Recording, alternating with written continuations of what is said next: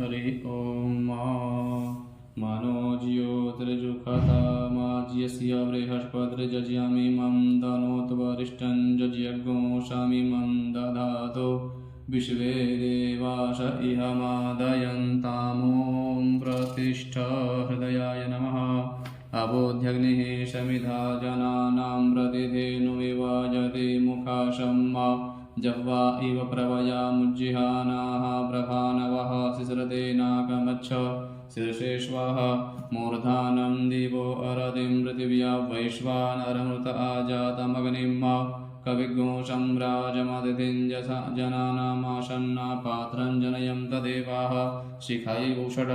मर्माणि ते वर्मणाच्छादयामि सोमस्त्वा राजामृतेनानुवस्तां उरोर्परि यो वरुणस्ते कृणोतु जं तन्त्वानुदेवा मदन्तु कवचायहं विश्वतश्चक्षुरुत विश्वतो मुखो विश्वतो बाहुरुत विश्वतस्पाद सम्बाहुव्यान्दमदिशं पदत्रिर्द्यावाहुमे जनयन् देव एकः नेत्रत्रयोषड मानस्तु कीर्तनै मान आयुकिमानो गोकुमानो अश्वेखुरेरिकः मानो वीरान् रुद्रभामिनो बधिर्हविगमन्तः शतमित्वा हवामहे अस्त्राय फट